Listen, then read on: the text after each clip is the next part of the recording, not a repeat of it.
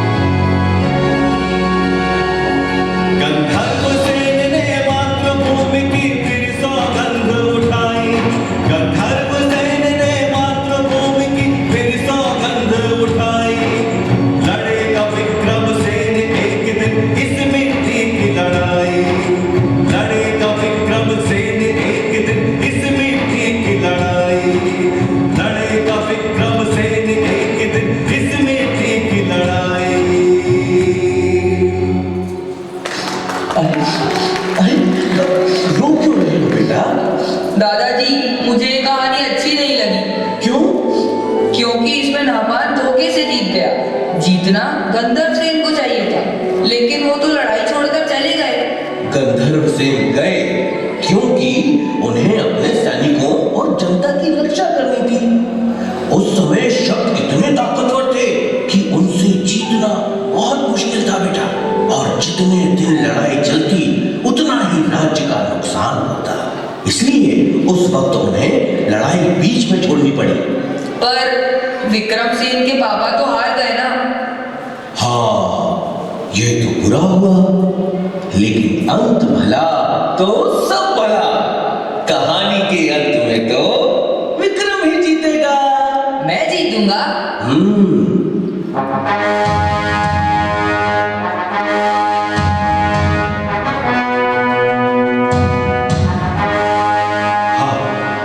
तुम जीतोगे पुत्र, जीतोगे।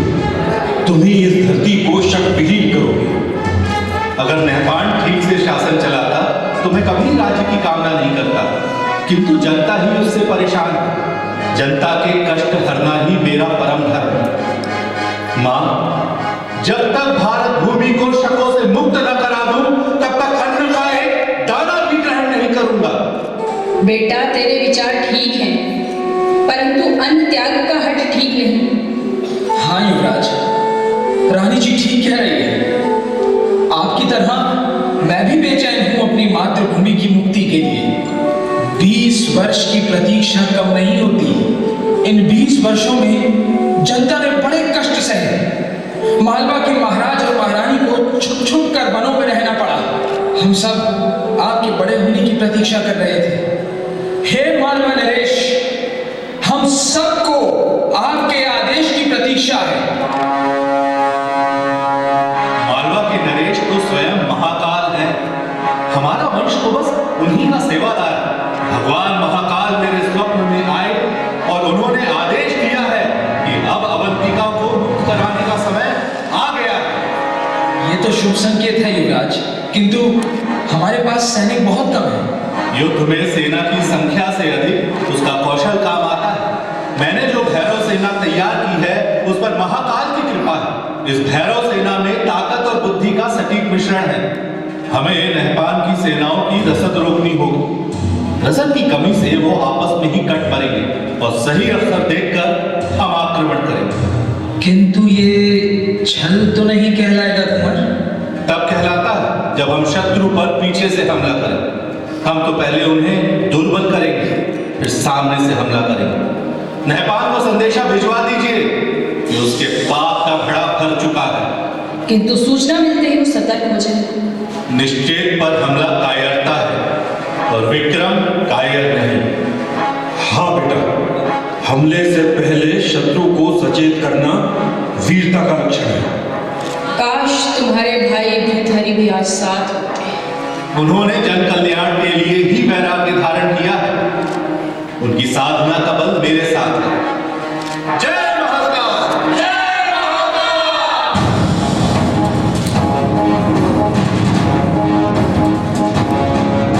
फिर मातृभूमि के सम्मान में विक्रम ने नहपान से घमासान युद्ध लड़ा और मालवा भूमि को शक वंश से मुक्ति दिलाई।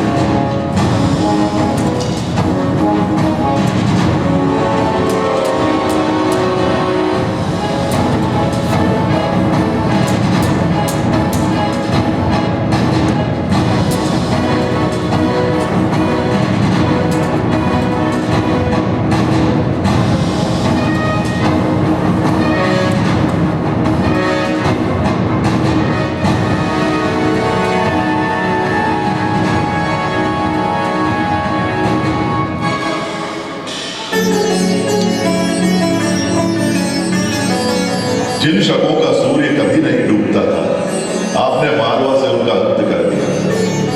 अब आपको संपूर्ण भारत भूमि को शक मुक्त कराना है। आपका पराक्रम भगवान सूर्य जैसा है, इसलिए अब से संसार आपको विक्रम से नहीं, विक्रमादित्य के नाम से जानेगा। महाराज विक्रमादित्य की जय हो! मालवा नरेश विक्रमादित्य की जय हो! महाराज, शकों की विधवाओं और बच्चों के लिए क्या आदेश है? ससम्मान विधवाओं के पुनर्वास की व्यवस्था की जाए और बच्चों की शिक्षा दीक्षा राजकोष से कराई जाए। अद्भुत! महान राजा का यही गुण है कि वो अपने संरक्षण में आने वाले सभी जीवों की रक्षा करे। आपने एक नए समय का सूत्रपात किया। आपकी अनुकंपा है गुरुदेव। अवश्य ही ये समय अपनी जड़ों की ओर लौटने का है। वैदिक परंपराओं की पुनर्स्थापना का है। कुलदेवी हरसिद्धि की कृपा से मैंने अपने नवरत्न पहचान लिए हैं। इन नवरत्नों की सहायता से मैं इस राज्य का संचालन करूंगा। धनवंतरी, शक्नक, अमर सिंह, वास्तुकार शंकु, कालिदास, वेताल भट्ट, वररुचि, खटखपर और वराह मिहिर जैसे विद्वानों के नेतृत्व में यह राज्य दसों दिशाओं में प्रगति करेगा। जैसे ब्रह्मांड की शोभा नवग्रह से होती है, वैसे ही मालवा के यह नवरत्न मिलकर राज्य का वैभव बढ़ाएंगे। साथ ही धूर्त शिरोमणि मूलदेव और आचार्य व्याड़ी को भी मैं अपने रत्नों में शामिल करना चाहता हूँ। पुत्र, राजा के विचार दल में धूर्त मूलदेव का क्या काम? विद्वानों को शामिल करना तो समझ आता है, किंतु धूर्त शिरोमणि को कौन राजा अपने पास आने देता है? धूर्तों को हराने के लिए क्या सरल और निष्कपट विद्वान सलाह दे पाएंगे? भारत भूमि पर शकों का वृहद साम्राज्य है। अगर हमें उन्हें इस धरती से खदेड़ना है तो इनकी धूर्तताओं को समझना होगा। मुझे लगता है इन मामलों में मूलदेव की सलाहें बहुत काम आ सकती। अद्भुत! धरती के इतिहास में ऐसी समृद्ध सोच किसी राजा की ना देखी ना सुनी। आचार्य व्याड़ी भले ही स्वर्ण बनाने में अब तक असफल रहे हैं, किंतु वो लगनशील है।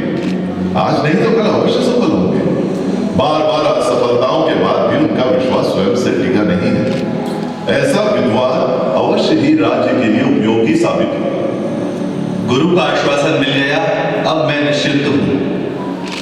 श्रीमान कालिदास, आपसे आग्रह है कि अपने साहित्य को जन सुलभ बनाने की दिशा में कार्य करें। अन्य सभी नवरत्नों से आग्रह करता हूं कि ज्ञान, विज्ञान, भाषा और वैदिक रीति के प्रसार की दिशा में कार्य करें। जय श्री राम महाराज। गुरुदेव, एक विचार मेरे मन में उमड़ रहा है, यदि आपकी आज्ञा हो तो कहूं। आदेश करें महाराज। मुझे देश में एक नए पंचांग की आवश्यकता महसूस हो रही है। क्या हम मालवा को समय गणना का वैश्विक केंद्र बना सकते हैं? साधु साधु, बहुत उत्तम विचार है महाराज। जैसी आज्ञा गुरुदेव। श्रीमान वराह मिहिर, मैं आपको एक बड़ा दायित्व सौंप रहा हूं। आप खगोल और ज्योतिष के ज्ञाता हैं। हमारे भारत में अब तक पूर्ण रूप से प्रामाणिक और वैज्ञानिक पंचांग नहीं है, जिसके कारण सदा ही जनता में शुभ और अशुभ मुहूर्तों के संबंध में भ्रम की स्थिति बनती है। आप काल गणना की नई व्यवस्था तैयार करिए, जो वैदिक परंपराओं पर आधारित हो और पूर्ण रूप से वैज्ञानिक हो। आपकी आज्ञा शिरोधार्य है महाराज, किंतु आपके मार्गदर्शन के बिना मेरे लिए ये कर पाना संभव न होगा। आप स्वयं सभी विषयों के ज्ञाता हैं। इस दिशा में आप आगे आगे चलें और मैं आपका सहगामी रहूंगा। आप ही इस विक्रम संवत के प्रणेता हैं। विक्रम संवत, विक्रम संवत, विक्रम संवत। जैसी सभासदों की इच्छा। आज चैत्र नवरात्रि का पहला दिन है। आज से ही विक्रम संवत की गणना आरंभ करेंगे तो माता हरसिद्धि की कृपा हम सब पर बनी रहेगी।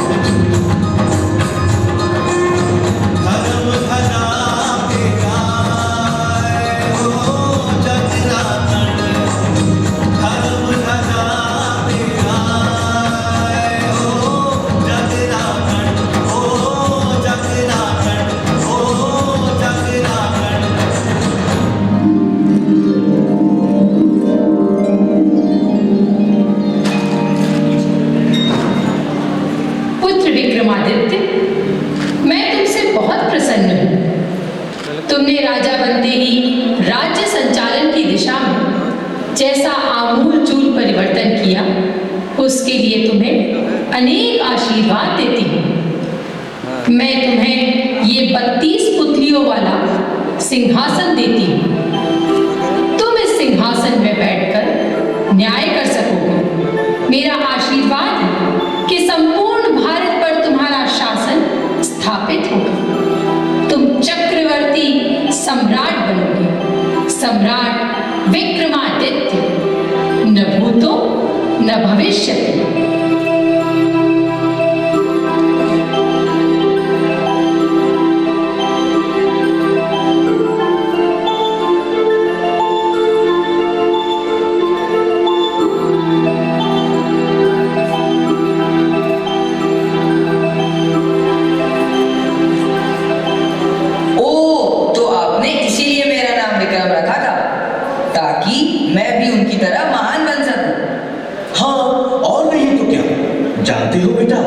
उनके बाद 14 ऐसे राजा हुए जिन्हें विक्रमादित्य कहा गया। विक्रमादित्य की प्रसिद्धि के बाद उन महान राजाओं को विक्रमादित्य की उपाधि दी जाने लगी। क्या पता कल को तुम भी विक्रमादित्य कहलाओ। उनकी महानता की और कहानियां बताइए ना दादाजी। हाँ हाँ, क्यों नहीं। उनकी महानता पर जितना कहूं उतना ही कम है बेटा। उनका शासन सिर्फ भारत में नहीं आज के अरब, ईरान, इराक और मिस्र तक फैला हुआ था।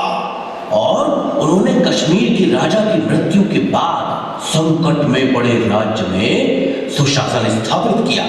जानते हो बेटा, उन्होंने गांधार प्रांतों को शिक्षित करने के लिए वहां भी वेधशालाएं बनवाई। उनके सद्गुणों की चर्चा अनेक भाषाओं के ग्रंथों में मिलती है। उनकी अरब विजय का वर्णन अरबी कवि जरहाम किंतोई ने शायद उल-उक़ूल में किया है। इस्तांबुल की प्रसिद्ध लाइब्रेरी मकतब सुल्तानिया में ये किताब है, जिसमें एक शिलालेख का जिक्र मिलता है। हाँ, ये रहा। बेटा जरा उसका ये अंश तो पढ़ो।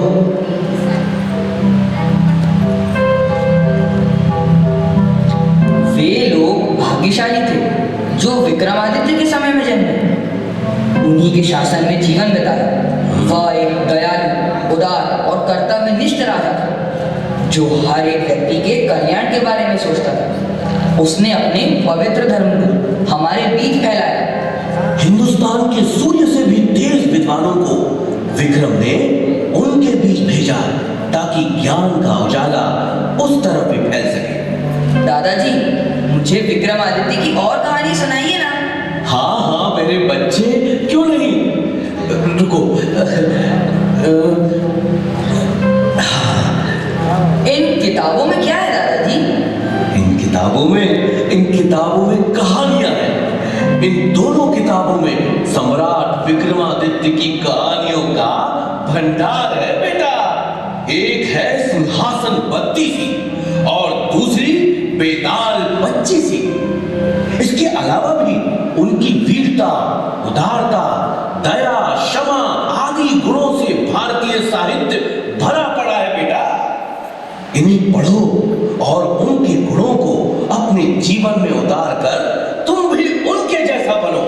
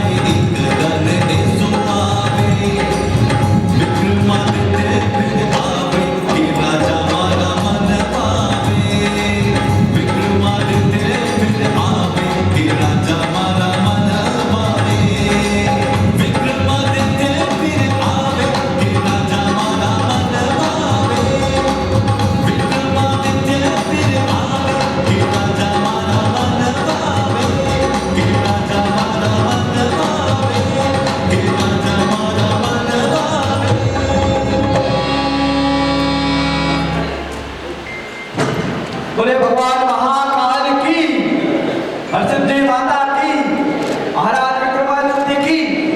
उज्जैनी जनपद जिसको अवंतिका नाम से भी जाना जाता था, उसकी एक कहानी है। सिंहासन 32 और बेताल 25 जैसी किताबें हम लोग बचपन में पढ़ा करते थे। आजकल के बच्चों को ये सब उपलब्ध नहीं होती है। एक शानदार प्रस्तुति, आप सब जोरदार तालियां करें। अभिनंदन है तमाम कलाकारों का। और मैं दो विभूतियों को यहाँ मंच पर उपस्थित करना चाहता हूँ, प्रमोद गायकवाड़ जी और विनोद कांसकार जी, जिन्होंने इस कार्यक्रम के लिए एक सार्थक मेहनत की। श्री प्रमोद गायकवाड़ जी और विनोद कांसकार जी कृपया सामने आ जाइए। आइए सोनी जी।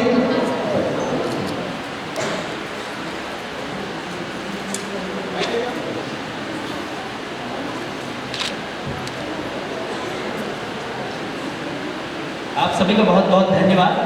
आपने हमारी प्रस्तुति को इतना देखा, सराहा। मैं चाहूँगा सभी कलाकार अपना परिचय दे दें, तो हमारे बीच थोड़ा सा परिचय मिल जाए।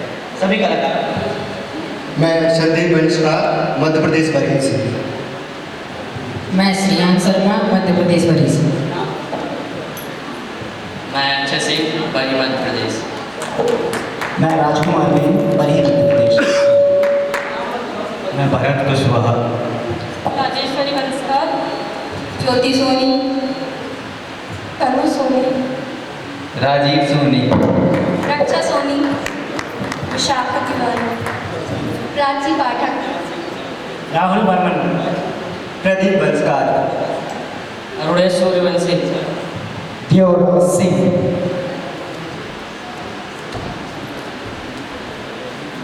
मैं दुर्गेश सोनी।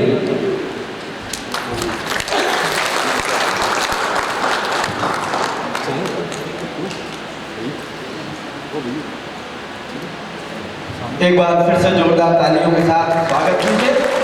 और अब स्वागत करते हैं हम उद्बोधन के लिए सम्मानित मुख्य अतिथि